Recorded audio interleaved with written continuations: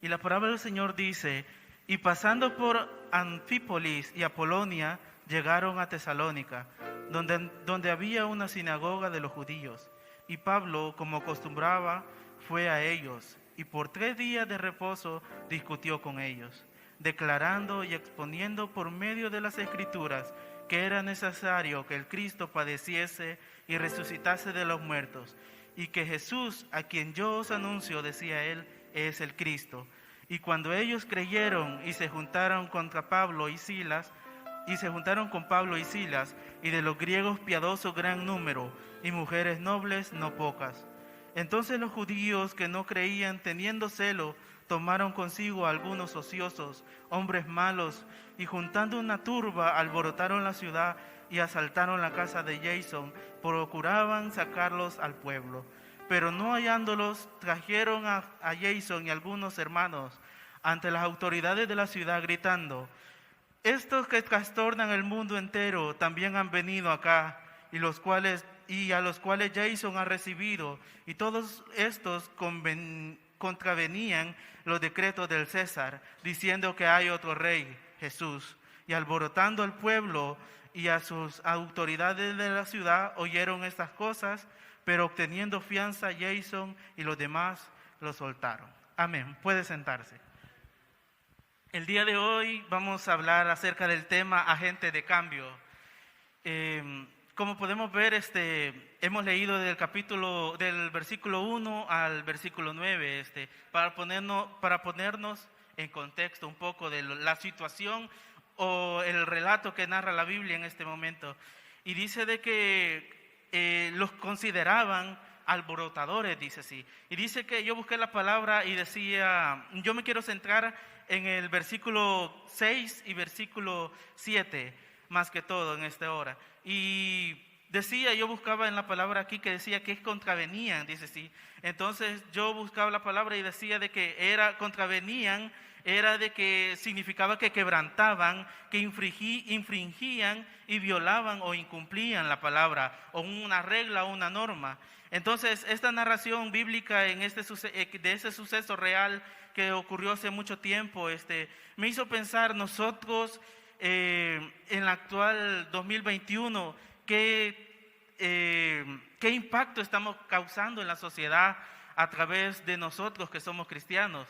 Y dice la palabra anteriormente, si usted lee conmigo, dice de que un capítulo anterior habla que Pablo y Silas, dice de que fueron a otra parte a predicar la palabra de Dios. Entonces yo miraba que ellos alborotaban en todo lugar donde ellos se encontraban. En todo lugar donde ellos se encontraban había un gran alboroto a causa de ellos. Y no era un alboroto malo, sino más bien los hombres de afuera del mundo los miraban como enemigos, como hombres que merecían la muerte, como hombres que merecían ser encarcelados o incluso golpeados hasta llegar al asesinato.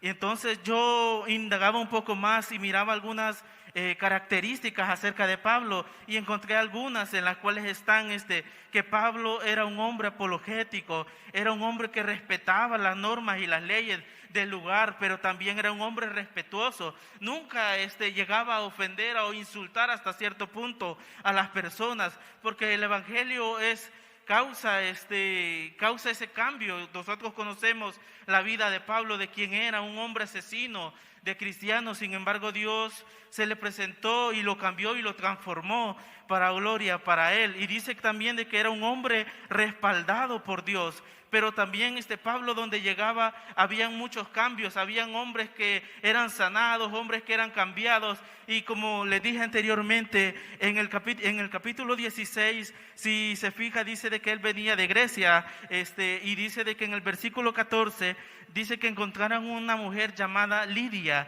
vendedora de púrpura de la ciudad de Tiatira, que adoraba a Dios, estaba oyendo, y el Señor abrió el corazón de ella para que estuviese atenta a lo que Pablo decía.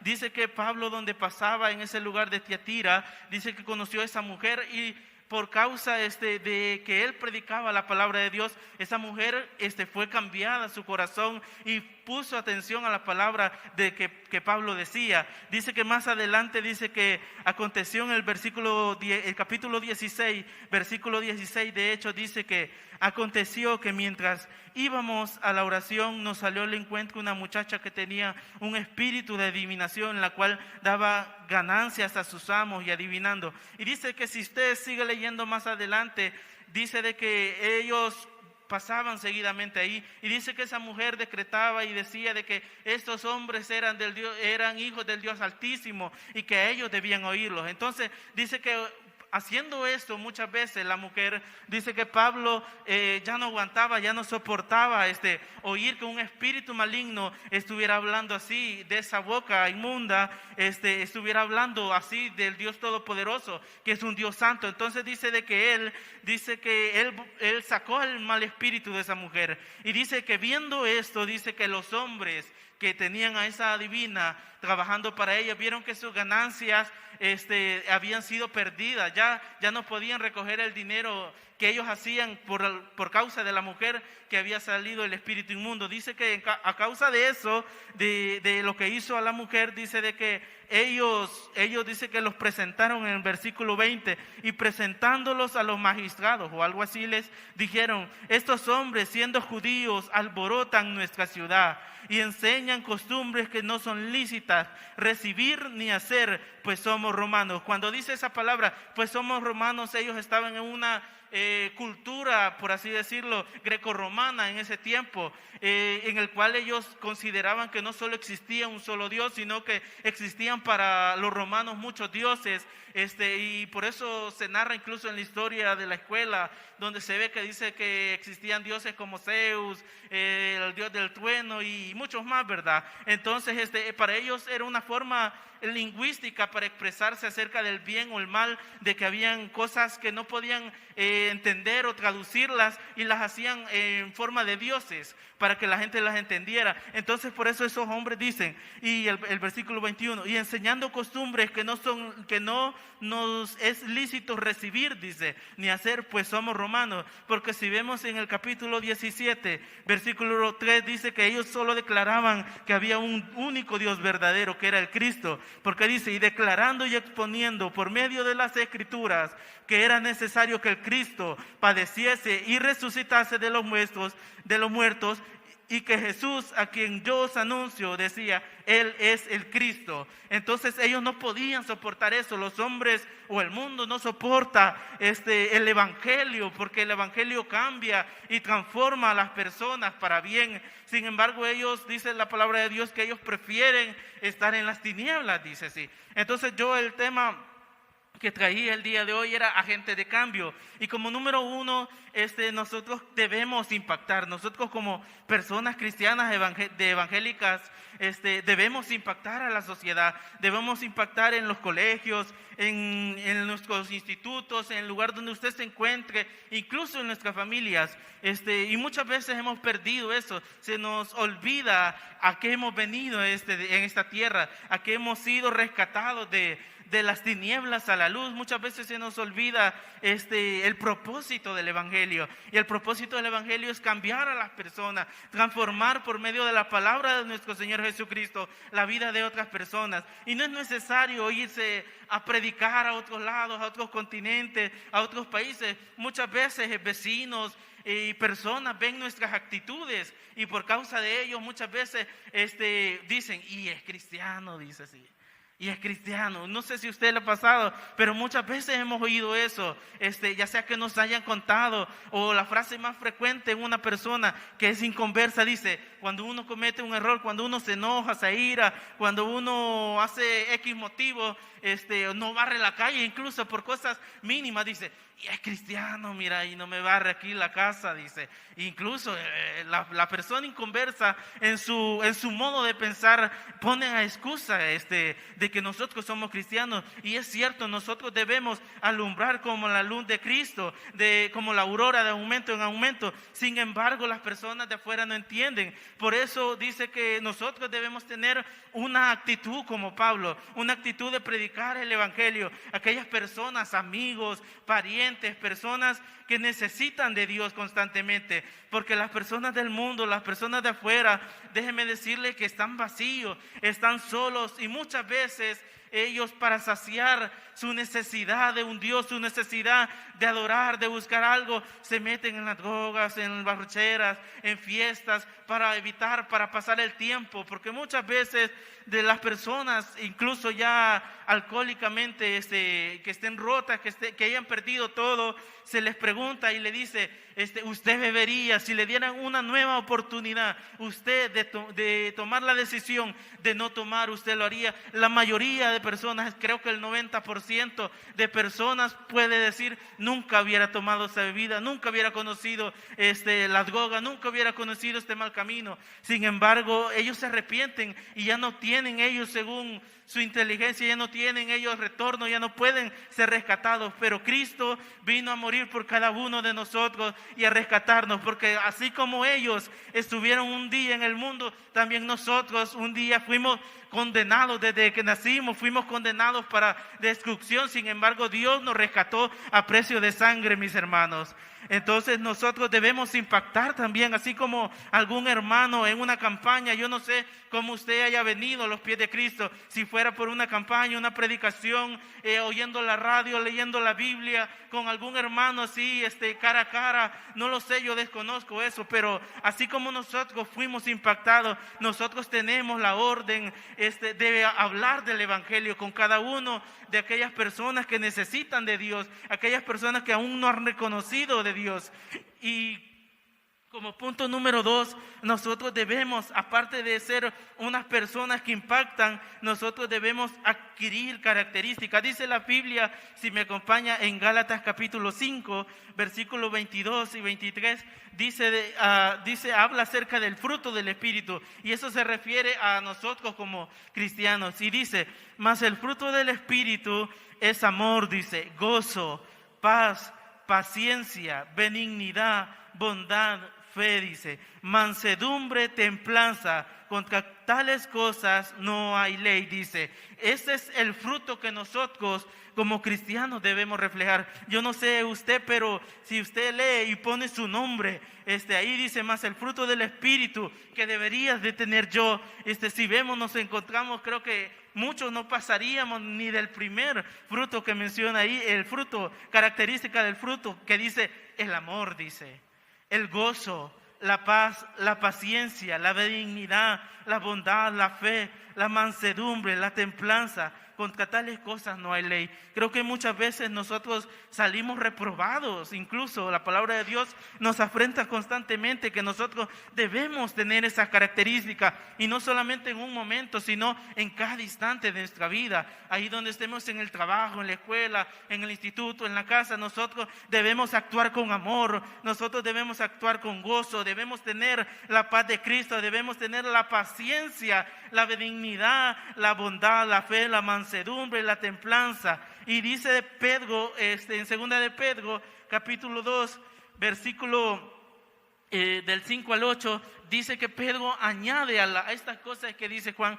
añade un poco más a lo que deberíamos tener a causa del fruto del Espíritu. Y dice, segunda de Pedro, capítulo 1, versículo 5, vosotros también poniendo toda diligencia por esto mismo, añadid, dice, añadid a vuestra fe virtud, y a la virtud conocimiento, y al conocimiento dominio propio, y al dominio propio paciencia, y a la paciencia piedad, y a la piedad afecto fraternal, y al afecto fraternal amor, dice.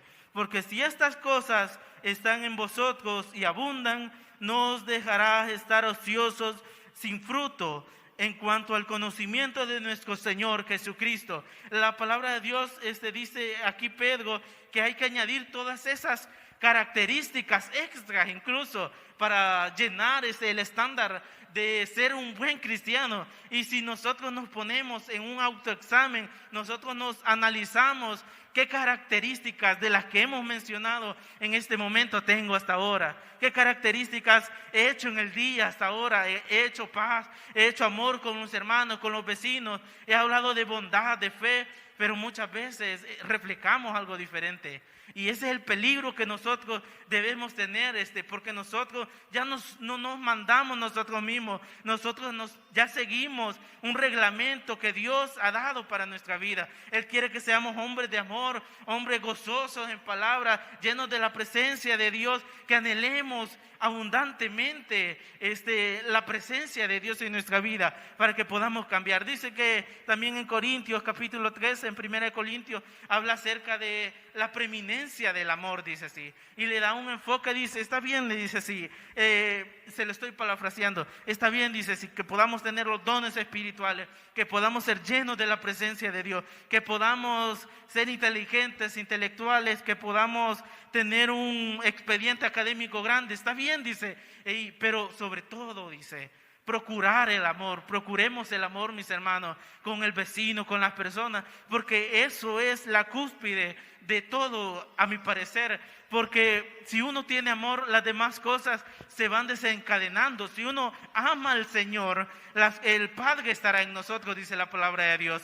Dice también de que si nosotros amamos de corazón, alguien que ama en el aspecto humano, moral, nosotros podemos ver que si alguien ama, esa persona se casa a fin de que pueda a fin de que pueda morir con esa persona, con esa pareja, e incluso aún mucho más el amor que habla la palabra de Dios, que es aún mucho más elevado a algo humano, algo efímero, algo tan simple que es el amor humano. Dios nos ama de tal manera que aún Él no nos exigió nada, Él no nos pidió que nos diéramos dinero, que diéramos tales cosas. Él solo vino a morir a la cruz del Calvario para que usted, si tiene la voluntad, porque es por gracia, no es obligación, no es que Dios lo va a obligar a salvarse, sino que es por gracia, dice la palabra de Dios, de que Él vino a morir por cada uno de nosotros, para que nosotros, si tenemos, incluso en otras versiones dice, si tenemos la voluntad de seguirle, dice sí, la voluntad de amarlo sin condiciones, vengamos a los pies de Cristo. Entonces yo miraba esto y miraba una gran afrenta para mi vida, porque decía, yo qué tan agente de impacto estoy siendo en mi comunidad, con las personas que me relaciono, con mis amigos, decía yo, estoy cambiando la vida de ellos, la forma de pensar, porque muchas veces usted puede ver al mundo, al inconverso, y dice, para ser como aquella persona, yo no quiero ser, dice así, no le dan ni ganas ni deseos de buscar del evangelio, no quiere conocer a Dios, y nosotros dice que somos, la palabra de Dios dice que somos embajadores en Cristo, somos representantes en esta tierra del evangelio de Cristo, y si nosotros no reflejamos la cruz de Cristo, el evangelio de amor y de paz que ha venido a traer nuestro Señor Jesucristo, es en vano todo lo que hagamos. Dice la palabra de Dios más en otra cita bíblica que dice de que muchas personas en aquel día se llevarán sorpresa, en el cual dice de que yo hablé en tu nombre, yo prediqué la palabra y yo hablé en lenguas. Y vemos que incluso esas personas que declaraban dones espirituales, que sentían la unción, que la presencia de Dios se movía todos los domingos, todos los lunes, todos los martes, cuando tocaban, cuando cantaban, aún así se quedaron. Entonces hay que tener mucho cuidado en eso, porque no es simplemente, Dios se puede seguir moviendo en una persona, sin embargo, para que el propósito de Dios sea alcanzado. Sin embargo, si la persona aún así ha caído en pecado, ha hecho lo malo delante de Dios, y ese es el peligro que corremos, porque para ponerle un ejemplo muy, muy conocido, muy fácil de entender, había un pastor llamado Jimmy Swaggart hace no sé cuántos años, unos 20, 30 años. Era un hombre que movía multitudes, predicaba la palabra de Dios, hablaba de Dios. Sin embargo, ese hombre en oculto se había fornicado delante de Dios. Al principio iba bien, todo correcto. Las multitudes, usted incluso puede buscar videos de él y ve multitudes alabando a Dios y llegando a los cultos, alabando ahí intemperie. La gente se juntaba, lloviendo, caía relámpago, lluvia, se mojaban, había sol. La gente se juntaba en multitudes porque querían oír la palabra de Dios. Entonces dice de que ese hombre empezó bien, empezó a alabar el nombre de nuestro Dios, empezó a exaltarlo. Dios empezó a bendecirlo de tal manera que no le hacía falta nada humanamente. Sin embargo, él se alejó de los caminos de Dios. Sin embargo, eso se descubrió después, hasta después de unos años. Sin embargo, las multitudes seguían viniendo, conociendo a Dios. Y a lo que quiero llegar es que muchas veces Dios utiliza a las personas, incluso estando en esa condición, para que el cumplimiento de su palabra siga adelante, porque incluso las personas se salvaban, las personas se convertían. Sin embargo, ese hombre estaba mal delante de Dios. Y muchas veces nosotros corremos ese peligro de que Dios nos esté levantando, Dios nos esté usando, Dios nos esté apoyando en todo, y nosotros ya digamos que ya no dependemos más de Dios, ya no dependemos más de la oración, ya no dependemos más del ayuno, ya no dependemos más del estudio bíblico, de la palabra de nuestro Dios. Y ese es el peligro que nosotros tenemos. Nosotros, dice la palabra de Dios en muchas ocasiones, que debemos crecer constantemente en la palabra de Dios. No debemos quedarnos estancados. En este año, por ejemplo, y en el año anterior, sufrimos una de las pandemias más grandes a nivel mundial que se han visto en la historia. Y la iglesia, como podemos ver, muchos se quedaron estancados. Muchos ya no quisieron seguir. Muchos ya no quisieron amar la palabra de Dios. Y muchos estaban vacíos, estaban rotos. Aquellas personas que creíamos que la presencia de Dios habitaba, dejaron mucho que desear. Y aquel que se esperaba que no iba a llegar, siguió viniendo delante de Dios. Entonces nosotros podemos darnos cuenta de que no simplemente de decir amén, no es simplemente de pararse a este lugar, dirigir un culto, predicar, cantar coros o venir todos los días a la iglesia. Es un cambio, un estilo de vida en nuestra comunión íntima con Dios. Tenemos que tener una comunión íntima con Dios todos los momentos de nuestra vida. Dice de que hicieron un estudio en Estados Unidos a 15,000 personas y le dijeron de que a personas cristianas, y le dijeron, ¿cuánto lee de la Biblia? Le dijeron así. Y el 90% dijo que no leía nada de la Biblia. Y el 10% leía constantemente la Biblia. Y se les hicieron otras preguntas y le decían, ¿qué tanto, aparte de eso, decían, qué tanto piensa en las escrituras en el día constante, en todo el día? Y dice de que un 35% dijo que era nula el pensamiento de alguna palabra de Dios en el día. Dice que el otro por ciento dice que a la semana 1, 2, 3 veces decía. Pero el que leía la Biblia dice que ¿cómo decirlo? Dice de que involuntariamente, dice que se le venían versículos de la Biblia. Dice que el 5% de esas personas que leían la Biblia constantemente, se les llegaban versículos, empezaron a anotarlo en sus casas, a escribirlo en las paredes, a decir versículos de la Biblia, a cantar, dice, en medio del carro, del bus, en el transporte, en la escuela, en los momentos donde ellos tenían descanso. Dice de que involuntariamente ellos adoraban el nombre del Señor. Entonces vemos una gran diferencia de las personas que buscan de Dios, de las personas que leen la Biblia y de las personas que no quieren nada de la Biblia. Pueden estar en la iglesia, pueden oír las palabras de Dios, pero muchas veces no estamos en comunión con Dios. Y ese es el peligro que nosotros tenemos. Podemos ver hombres que eran agentes de bendición, como José. Dice que José, no importando las circunstancias, José tenía todo con sus padres, tenía bendición con su padre. Sin embargo, los hermanos lo vendieron por odio, y dice de que llegó a ser esclavo. Imagínense pasar de su casa, pasar de un estilo de vida que usted tenía normal, bueno, económico, que no le faltaba comida, que no le faltaba nada, a llegar a convertirse en un esclavo. Y si un esclavo en ese tiempo no obedecía lo que decía su amo, era latigado, era golpeado, era escupido, era matado incluso.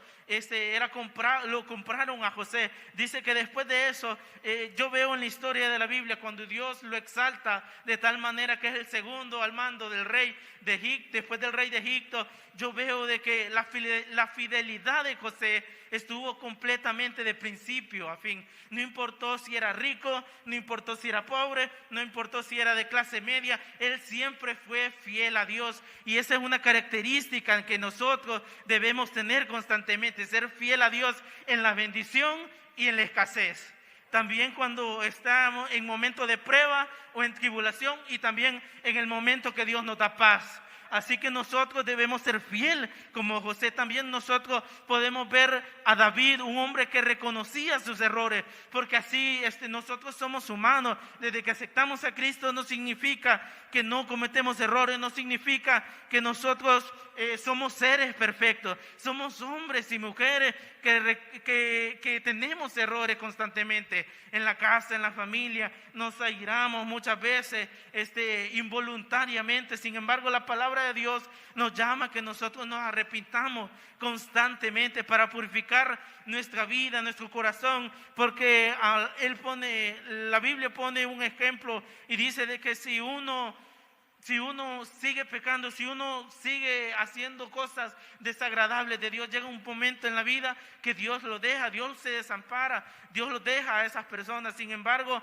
dice que si uno constantemente está lavando su vestido, constantemente está buscando de la presencia de Dios, llega un momento, o va a llegar un momento en la transformación, cuando lleguemos a la presencia de Dios, que ya no cometeremos esos errores. También nosotros debemos ser como aquel joven llamado Daniel, que dice que fue encontrado 10 veces mejores. Y yo me preguntaba, ¿qué tanto me hallo capaz de ser encontrado en una evaluación no humana, sino delante de Dios? ¿Qué calificación del 1 al 10? Imagínense que Dios viniera y nos dijera qué calificación tuviéramos. Analizando nuestra vida, las cosas que hacemos constantemente, no solo en la iglesia, sino en la casa, en la oficina, en el trabajo, donde nosotros nos encontremos. Entonces yo me encontraba en esa frente y decía, ¿qué tanto debo cambiar mi vida? ¿Qué tanto me falta aún para transformar mi vida, para ser un agente de cambio? Así como Pablo, así como Silas, que adoraban el nombre de nuestro Dios, tanto en libertad como en la cárcel. Dice también de que debemos impactar en todo lugar donde nos encontremos. Por más que seamos incapaces delante de Dios, Dios nos ve con un potencial que nosotros debemos encontrar. Y podemos verlo en Juan capítulo 21, narra una historia de Pedro, y la historia de Pedro es muy conocida. Dice que después de que lo había traicionado, después de que había traicionado a Jesús, dice de que él se encuentra pescando en el río en el mar de Tiberias, pescando peces. Pedro había estado con el maestro, lo había conocido, él sabía, incluso pudo oír su voz, tuvo la bendición de oír su voz, sus enseñanzas, y sin embargo lo dejó, lo abandonó en el momento más crucial de su vida. Él incluso abogó que nunca lo iba a negar, incluso daría su vida, dijo él en cierta ocasión, a causa de eso. Sin embargo, Pedro, al verse enfrentado de que lo habían conocido en aquel momento, él mintió y lo negó completamente 3 veces. Imagínense el impacto para la vida de Pedro entonces. Y de ahí muere el maestro, pasan unos días y dice que Pedro volvió a ser lo que era antes. Y dice que empezó a pescar peces. Muchas veces nosotros, nuestra vida, volvemos hasta cierto punto. Muchos hermanos los podemos ver que vuelven al inicio, a lo que eran antes. Sin embargo, Jesús, Él lo fue a buscar. Y quiero concentrarme en eso. Quiero concentrarme que Jesús dice de que después de que Pedro estaba pescando en el mar de Tiberia, dice de que Jesús llegó a la orilla del mar, dice, y le dijo, ellos no conocían a Jesús, estaban muy lejos de la orilla, y le dice en el capítulo 21, versículo 5, y le dijo Jesús, hijitos, ¿tenéis algo de comer? Y le respondieron, no, le dijeron. Me imagino que le alzaron su voz para hablarle al maestro, y le dijo, echad la red a la derecha de la barca y hallaréis. Entonces echaron le echaron y ya no lo podían sacar por la gran cantidad de peces.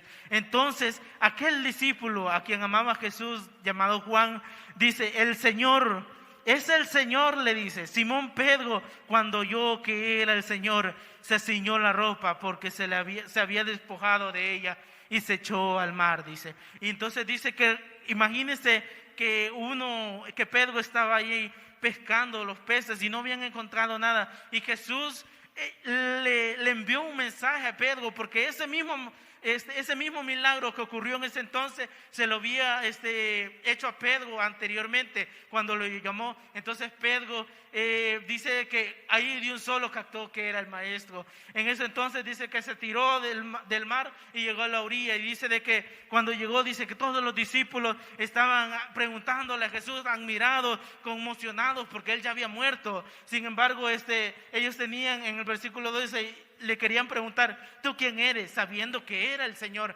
Tenían aún incluso duda de él, si había resucitado. Sin embargo, Pedro callaba en ese entonces, porque él se sentía en una afrenta total a eso. Y dice de que entonces Jesús, incluso después de estar cara a cara con él, incluso le pregunta, se acerca un poco más para hablar con Pedro, porque él tenía un propósito especial para Pedro. Y le dice: cuando hubieron comido, en el versículo 15, 21-15 de Juan, y dice: cuando hubieron comido, Jesús dijo a Simón: Simón, hijo de Jonás, ¿me amas más que estos? Le respondió: sí, Señor, tú sabes que te amo. Y él le dijo: apacienta mis corderos. Volvió a decirle la segunda vez: Simón, hijo de Jonás, ¿me amas? Pedro le respondió: sí, Señor, tú sabes que te amo. Le dijo: pastorea mis ovejas. Le dijo por tercera vez: Simón, hijo de Jonás, ¿me amas? Pedro se entristeció de que le dijese la tercera vez: ¿me amas? Y él le respondió, su actitud cambió. En esas preguntas que el Señor Jesús le hizo, él iba cambiando constantemente, iba siendo transformado. No quería que Pedro le diera: sí, Señor, te amo, y siguieran como si nada hubiera pasado. Sin embargo, él quería examinar su corazón. Jesús quería examinar el corazón de Pedro, a tal punto que en la tercera respuesta Pedro entendió y le dijo: Señor, tú lo sabes todo, tú sabes que te amo. Y Jesús le dijo: apacienta mis ovejas. Entonces dice, después de eso, Jesús en Pedro hizo un cambio total en la vida de él, y lo vemos más adelante, en unos capítulos más adelante, que dice que él fue la primera persona que predicó el evangelio y ganó 3,000 almas para Cristo, mis hermanos. Así que nosotros, por más que nos veamos impotentes o que nos veamos un don nadie, Dios puede hacer algo con nosotros. Dios puede hacer algo en esta iglesia, mis hermanos. Dios puede hacer obras y milagros que cuando pasen las personas ahí sientan algo diferente en las demás congregaciones, sientan que el poder de Dios se manifiesta a la vida de cada uno de nosotros por medio de la alabanza, de la adoración, de la predicación, mis hermanos. Dios quiere que nosotros seamos gente de impacto, y como punto número 3, debemos soportar los padecimientos de Cristo. ¿Qué tanto usted está dispuesto a dar por Dios todo? Nosotros debemos estar dispuestos a darlo todo por Él, incluso hasta la muerte si es necesario, mis hermanos. En este momento no nos encontramos en persecución. Sin embargo, hay aproximadamente 500 millones de personas cristianas en el lado de Asia y de la parte de África que son perseguidos constantemente, que son crucificados, que son maltratados y golpeados, que son quemados incluso en la iglesia adentro, que son asesinados, y sin embargo las noticieros lo ven de modo que sea algo común, algo que no tiene tanta relevancia, porque el mundo nos ve como cualquier persona. Sin embargo, Cristo, que dio su vida por cada uno de nosotros, nos ve como hijos suyos, mis hermanos. Nosotros somos reyes, sacerdocio. Dice que nos ha dado heredad a nosotros y a cada uno de nuestra vida. Entonces yo me decía, ¿qué tanto estamos dispuestos a dar por Dios? ¿Qué es la medida que nosotros podamos dar? ¿Nosotros daríamos incluso nuestras vidas a causa de Él, si fuera necesario en determinado punto de nuestra vida? Nosotros debemos amar al Señor con todo nuestro corazón, con todo nuestro pensamiento. Dice que Pedro murió crucificado, crucificado cabeza abajo. Los discípulos murieron de maneras muy... los discípulos murieron de maneras muy aberrantes, muy feas, muy crueles. Sin embargo, ellos no rechazaron el Evangelio porque sabían que era verdad, sabían que en estas palabras que nosotros hoy tenemos, en estos 66 libros, estaba la escritura de nuestro Señor Jesucristo, estaba la muerte y la resurrección y por ende la vida eterna para cada uno de nosotros, mis hermanos. Así que nosotros, hermanos, iniciemos bien, no estamos a inicio de año, ya hemos avanzado un poco, pero si hasta este momento usted se ha analizado falto de algún aspecto, de alguna característica, le invito a que iniciemos bien, le invito a que nos esforcemos, que seamos fieles, que podamos impactar en nuestra casa, ahí donde está la persona que es inconversa, ahí donde está la persona que no quiere nada de Dios, que nosotros impactemos nuestra vida, que nosotros podamos llegar a la vida, a sus corazones, para que vean que Dios puede cambiar al hombre, Dios puede transformar a la mujer y al hombre para bien y pueda obtener la salvación. También nosotros impactemos a nuestra familia, y en todo lugar. Dice, ahora que recuerdo en este momento, en Malaquías capítulo 3, versículo 10, habla acerca de eso y dice: traed todos los diezmos y al alfolí, dice, y hay alimento en mi casa. Y probadme, dice, si Dios nos reta en este momento y nos dice: probadme ahora en esto, dice Jehová de los ejércitos, que si no abriré las ventanas de los cielos y derramaré sobre vosotros bendición hasta que sobreabunde.